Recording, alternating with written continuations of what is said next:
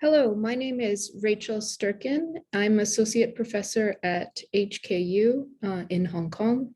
And today I'm going to be presenting some joint work with Elliot Michelson at KCL and Jessica Pep at Uppsala University. And the title of my talk is What Fake News Is and Why That Matters. So this is work based on a paper in Journal of Ethics and Social Philosophy called What's New About Fake News. So I'll start by first introducing what I'm going to be doing, and then I'll talk about our account of fake news. I'll compare it to other accounts of what fake news is, and give you an argument for why our view should be preferred. I'll talk about what's new about fake news, and also distinguish it from false news, and talk a little bit about the shiftiness of fake news.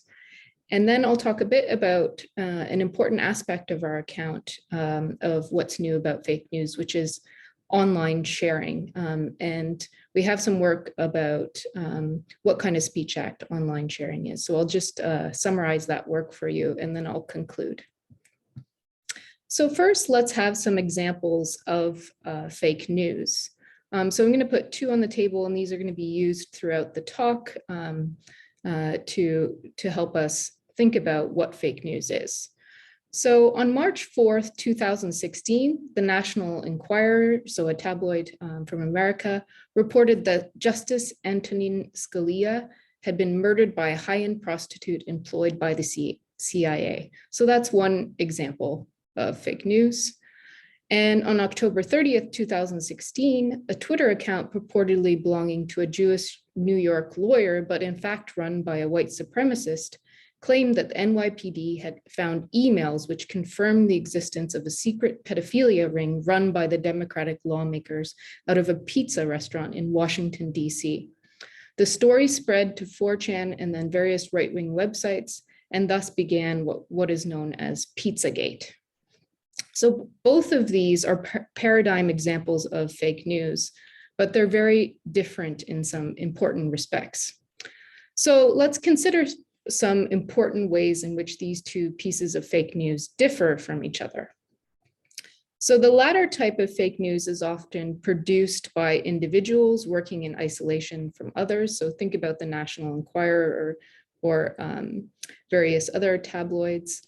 The former tends to be produced in things that seem very much like newsrooms and which sometimes break real stories. So the National Enquirer really did break a news story about John Edwards' extramarital affair, and that was a piece of real news. But the former is typically distributed in the first instance via websites and physical papers, while the latter is spread via social media. So, and the latter, in fact, is often spread almost entirely via what is called online sharing, or retweeting, or Facebook sharing, and various other forms of social media sharing. So we want an account of fake news then that allows for these various differences.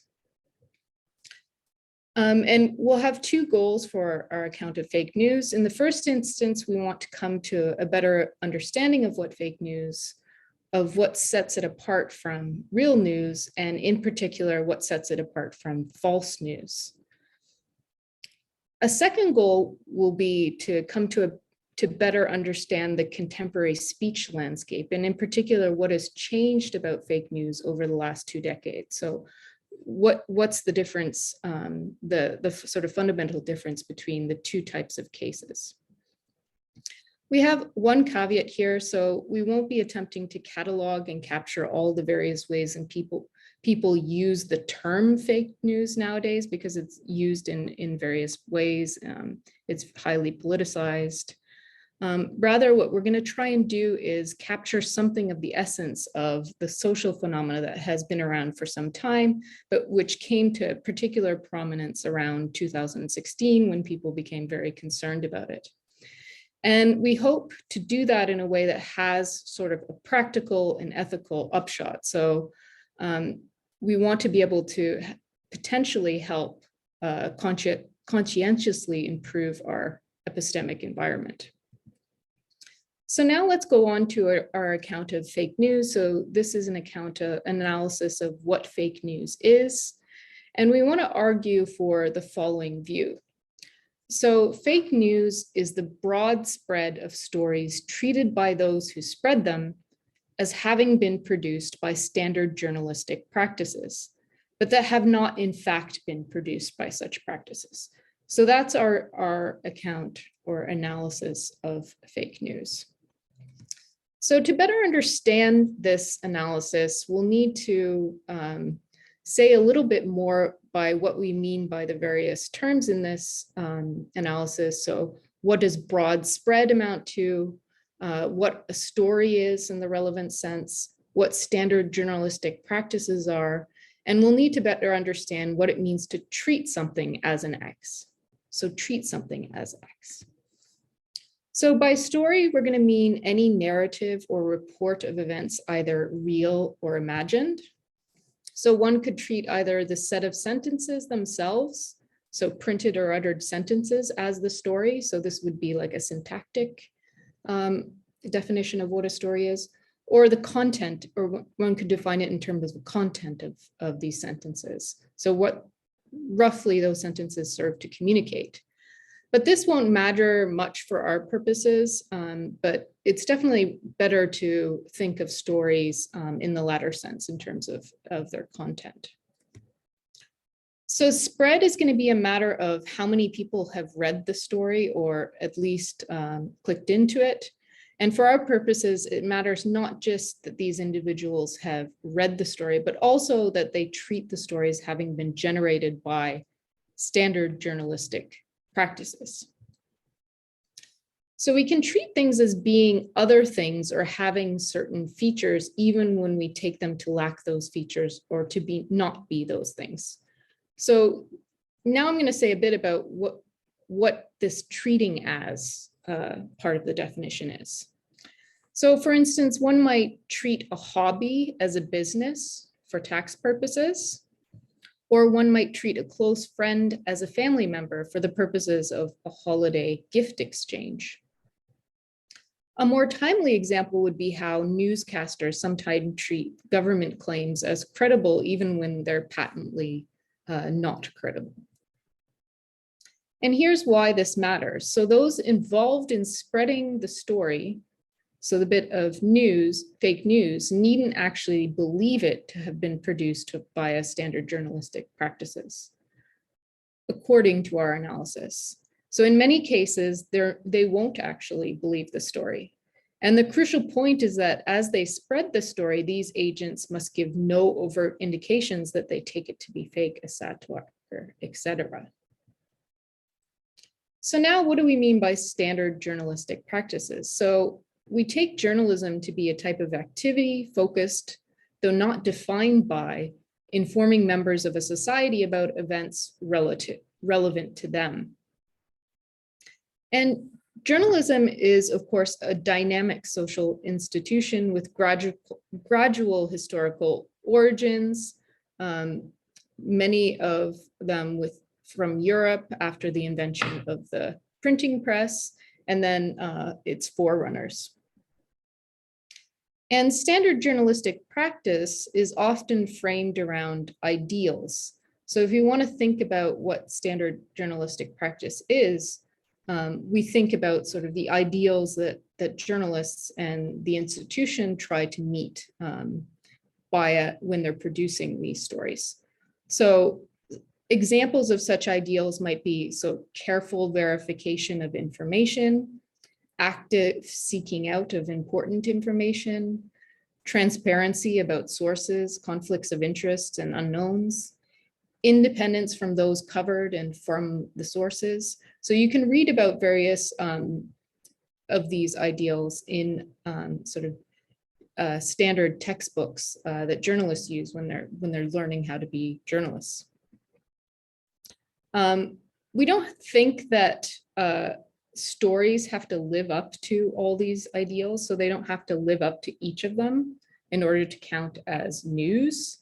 these are genuine news, but they do need to conform to these to some extent. So they have to be produced in a way that meets at least some of these ideals. But we won't say much about how that balance, how that line is drawn. So let's just apply the view to the two cases we started with, and this will give you a better sense of it. We don't know, for instance, how the National Enquirer came up with the story about Justice Scalia. So we don't actually know that, but we doubt it involved the careful verification of information and all these ideals that are part and parcel of standard journalistic practice. Still, this story was given the characteristic look of real news, so that's typical of what tabloid newspapers do, and it achieved widespread both in print and online. And this is one important way in which fake news comes into being. In the case of Pizzagate, so our second example, this story turned out to derive from the apparently genuine belief of a white supremacist that he had cracked a secret code in Democrats' emails. So for instance, he thought cheese pizza was supposed to stand for child pornography in virtue of these shared first letters. So there was someone, an individual out there that believed that they had cracked this code, and they weren't meeting standard journalistic practice when they wrote the story. They were working in isolation, as many citizen journalists do. We take it, so he was also interested in getting the truth out, but he didn't meet the sort of standard journalistic practice.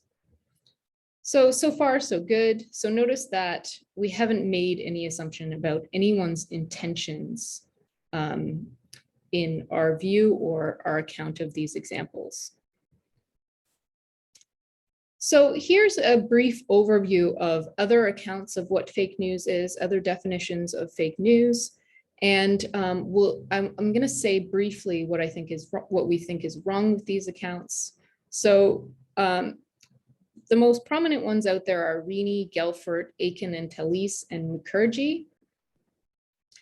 And what you'll find running through each of these views is ultimately an appeal to the intentions of the creators of the news story. And we take this to be a rather natural thing to think that, well, fake news is going to depend on the intentions of the creators, but ultimately that this is a mistake. And the reasons for this are basically three. So first, sometimes individuals who generate fake news are aimed at getting the truth out. So remember the Pizzagate example. So there the creator was confused, but was genuine. So he really thought that it was a conspiracy. Second, sometimes organizations can be set up in such a way as to generate fake news, even though no one within the organization is aiming to do so. So here it would be about how the various mechanisms within that organization work, and they work, and one of their outputs is fake news, but there's no individual or group intention of the organization itself to produce such news. So it's sort of a structural understanding. Third, it's easy to imagine machine agents in this day and age, which lack anything like human intentions, and which are in no way designed to generate fake news, but that they do so anyways. So let's go on to our first alternative account of fake news, and this was done by a paper of Regina Rin in 2017. So she says a fake news story is one that purports to describe events in the real world, typically by mimicking the conventions of traditional news media reportage, yet is known by its creators to be significantly false and is transmitted with two goals of being widely retransmitted and of deceiving at least some of its audience. So notice on Reedy's account, the creators must know that the story is significantly false and must intend to deceive at least some of the audience. So here on this account, Pizzagate is going to be ruled out as fake news because, of course, the creator of that story did not intend it to deceive. Now let's go into Gelford's account. So this is from a paper of his from 2018. And he says that fake news is the deliberate presentation of typically false or misleading claims as news, where the claims are misleading by design. So for Gelford, a claim is misleading by design if one, it succeeds in actually misleading a relevant audience. Two, is it's intended to either be misleading in virtue of its specific content or by being produced deliberately using a process of news production and presentation that is designed to result in false or misleading claims being spread. So this, of course, again, rules out sort of the lone unintentional genuine Pizzagate creator. The third account is Aiken and Talia's account from 2018. And their definition goes like this: fake news characterizes the activities of institutions that pose as journalistic, which by design feed and codify the antecedent biases in pre-selected audience by exploiting their vulnerabilities. So their cognitive vulnerabilities or other vulnerabilities, all with a view towards facilitating some decidedly political objective. So again, Pizzagate was generated by an individual working alone, not an institution, and yet it's a case of fake news. Yet the Aiken and Talia account, of course, rules it out as being fake news. But that aside, it doesn't look like the Pizzagate creator necessarily had any political objective in mind. Rather, he genuinely seems to have believed that many high-ranking Democrats are pedophiles. And finally, we have Mukherjee's account, and his account is that fake news is bullshit, and bullshit is a technical term in this area, asserted in the form of a news publication. So crucially here, bullshit is bullshit in the Frankfurtian sense. So Harry Frankfurt is a philosopher at Princeton who wrote this small popular book on bullshit, and there's since been a literature in philosophy about what bullshit is, distinguishing it from misleading and lying. But what that account requires is that the publisher be indifferent towards the truth of the story put forward. And again, the Pizzagate creator in our example, here the problem is that the original tweet was not at all indifferent towards the truth. So the creator really was trying to get the truth out there, and that is not indifference to the truth. Okay, so the lessons we've learned so far are that, well, we've relied on this example, this simple example of Pizzagate to argue against the plausibility of these alternative accounts. So not all fake news is generated intentionally, and so we can't have a definition that requires that. But the lesson is broader than the Pizzagate example. So imagine a company motivated primarily by profit that happens on a strategy of publishing absurd stories. Suppose that everyone in the organization thinks that these are too fantastic to be taken seriously, so no one intends to spread fake news here or anything like it. Moving one step forward, imagine a learning program designed to sell advertising space. Its programmers never imagined that it might generate bits of fake news to achieve this goal, yet this is exactly what it does. So for all we know, these cases have already happened, and they're cases of fake news, and we need a definition of fake news that's going to account for them. So we need to understand, we don't need to worry so much about deceptive intentions and so on. We need to isolate something that's worth regulating. So now we'll go on to say a little bit about what's new about old fake news. So the first kind of example we saw was sort of an instance of the old type of fake news, and then Pizzagate is the new type of fake news. And we think the old type of fake news is something along the lines of the phenomena we've identified as fake news.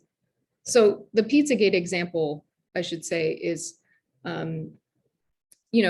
it's a new kind of fake news, but after all, it's not super new. And the reason is because you can think of cases, and there's also real instances of cases which are like the Pizzagate example, but are very historically old and came before social media.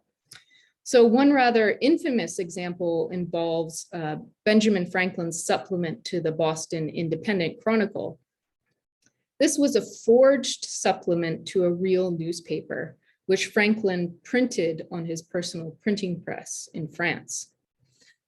So one article, which is the bit of fake news, purported to be a letter from a New England militia captain reporting that a captain of a British military goods had yielded 2 bags of colonists' scalps that the British had obtained from Iroquois and Seneca warriors whom they had put up to the task. And what happened was that Franklin sent his forged supplement to several friends internationally, hinting slightly at its fakeness and also suggesting it should make its way into the British press, which it ultimately did. So while there are many differences as well, we want to focus on a normatively salient difference between older versions of fake news, like the Franklin and the National Enquirer sense, and the newer versions of fake news. So traditional fake news is spread primarily by institutional news producers, such as the National Enquirer, or in Franklin's case, the various British newspapers. And they did this by publishing these stories in their pages, and these producers spread the stories to the readership of the publications via those means. But the new kind of fake news, by contrast, is primarily spread by social media sharing. So social media sharing is sort of a crucial fundamental feature of this shift in what fake news is. And why does the contrast matter? So for one thing, our legal framework for controlling the spread of fake news had generally been built up around holding publishers, so those who controlled the infrastructure of sharing, to account. Now it's social media companies which control the infrastructure of sharing. So there's shift from publishers to social media companies that control the sort of distribution practice of the news, and that distribution practices has fundamentally shifted. So what does this all mean? Does this mean that we should hold social media companies directly accountable for the truth or falsity of the content shared over these platforms? We think that would be too quick, but it genuinely deserves substantive discussion. To date, social media companies have been wholesale exempted from libel and truth in advertising laws, and perhaps this is a mistake. And I think people are beginning to realize that there is an issue here.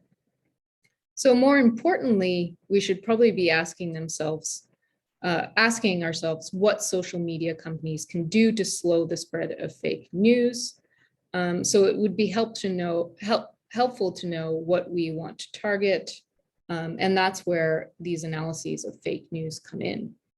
So the goal ought not just to be to slow the spread of stories which are intended to deceive or the like, or that are misleading.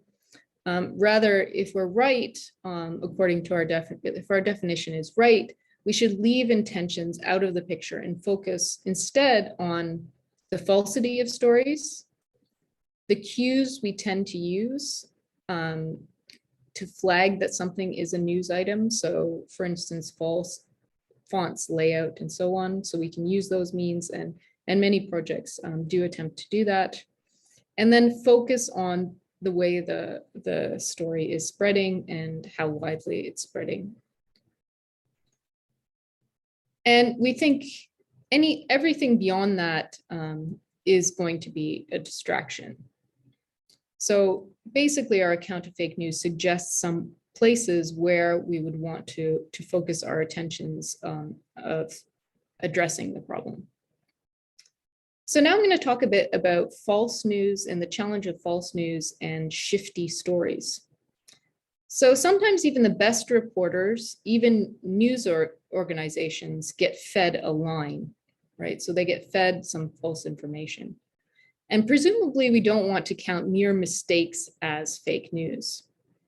But it's fairly clear how the alternative accounts will get out of this sort of problem. Mistakes don't typically involve intent to deceive. But on our view, this is not straightforward. How do we distinguish these mere mistakes from fake news? And we claim that standard journalistic practices is no guarantee of truth. So everyone makes mistakes, and no matter how careful they work, and no matter how they try to meet the ideals of standard journalistic practice, sometimes a product of that ideal practice is not going to produce a bit of true news. And an interesting side effect is that from the point of view of regulating fake news, there's probably no point in trying to distinguish fake news from mere false news.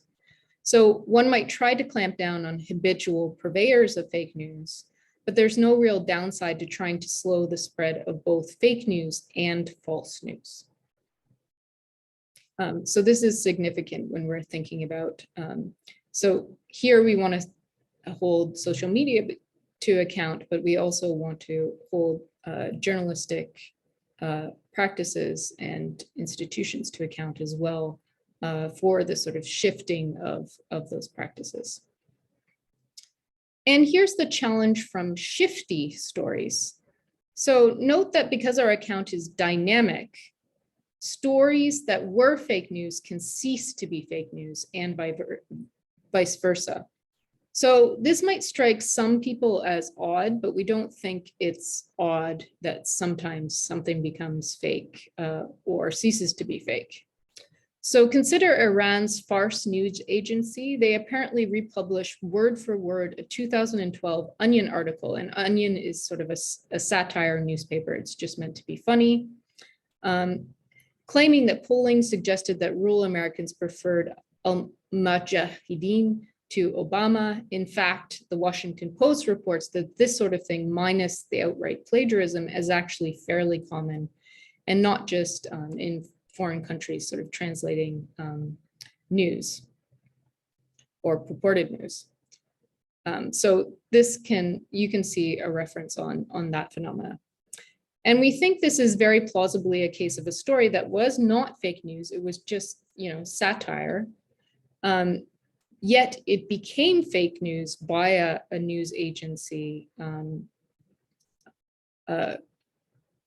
reporting it, and those taking and people taking that to be then news, when it in fact wasn't produced by standard journalistic practice. So what about the other direction? Can we have a story that's simply made up, but which then is diligently researched by a professional journalist who conforms the content of the story? Well, yes, we think there can be such cases, like someone makes up a story and then a journalist or news organization comes along and researches and finds it's true, and then they publish it, and then it becomes a bit of genuine news, even though it was fake. Okay, so next I'm just going to talk a little bit about online sharing, since that's very important to what fake news is according to our account and how to address it. So while our account of fake news can run independent of a full understanding of a notion of online sharing, we hope to have highlighted a part of why online sharing is an interesting phenomena. So it's the means by which stories achieve widespread nowadays.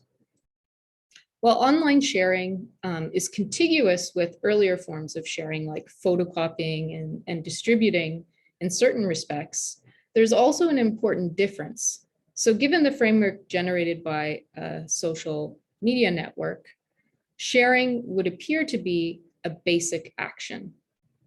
Okay, so this is important. So it's an action that we no longer have to photocopy and stuff envelopes. Sharing is a result of just, pressing a single button within this social media platform.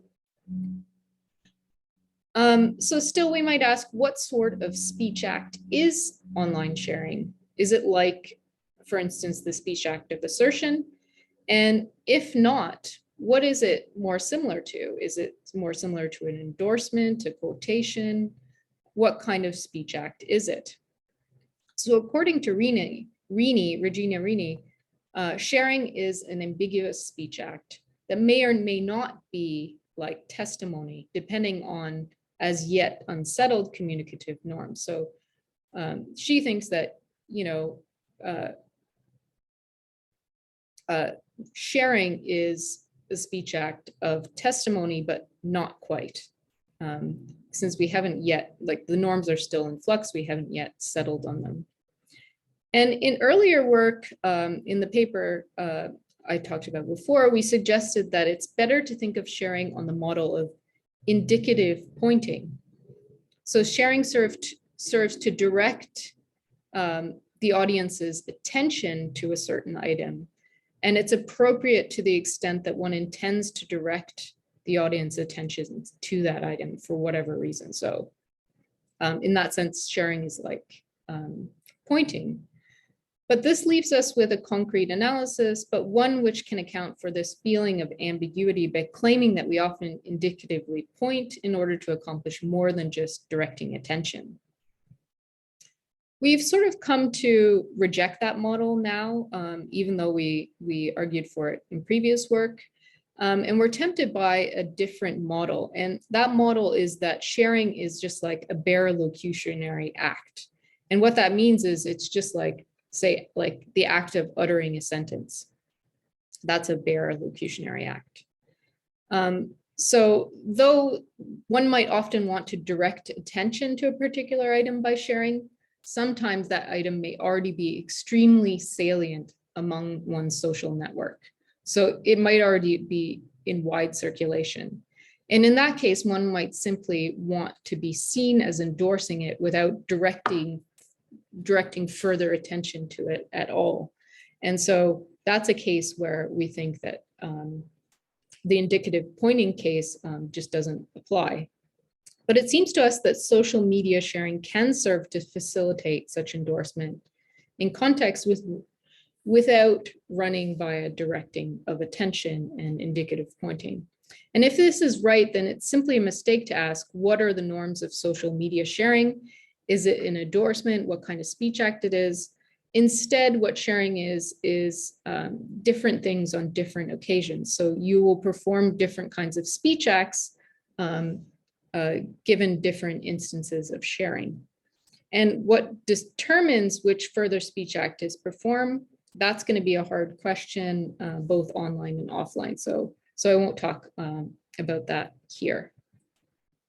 So in conclusion, we've argued that philosophers interested in fake news have typically been misled by the very natural thought that fake news in the relevant sense must be intentionally produced. Well, natural, we've argued that this thought leaves us with an understanding of the relevant phenomena that is too restrictive, both intuitively and to be of much use in further theorizing. So it leaves out cases like Pizzagate that we started with, and also a number of other cases that we highlighted involving complex organizations and machines which aren't discernibly aimed at deception, but which nonetheless produce fake news. In contrast, what we suggested was that what matters for making a story fake news is, one, that is treated as though it is the product of standard journalistic practice, though it is not, and two, that it achieves widespread. And we've suggested that this definition better captures the intuitive core phenomena and also represents a practical target for regulation. So our discussion, we hope, helped to highlight a number of interesting questions for further research. So including how should we think about the current state of the online speech act of sharing? What are the norms governing sharing, if any, and what is the significance to this for solving the issue of fake news? What should we want the norms governing sharing to be? So one way we might address the fake news issue is to re-engineer the norms of sharing. And how could we plausibly nudge or change the norms of sharing in the direction to solve issues about fake news? How might social media companies hope to slow the spread of fake news conceived of as we have conceived of it? And what would the trade-offs of such approaches be in terms of, for example, free speech? What sorts of regulatory frameworks are warranted in order to nudge or hold to account social media companies towards taking appropriate steps to slow the spread of fake news? So that's all I have for today. Thank you very much for listening, and I'm happy to have participated in this conference. Hope to get questions from you via email.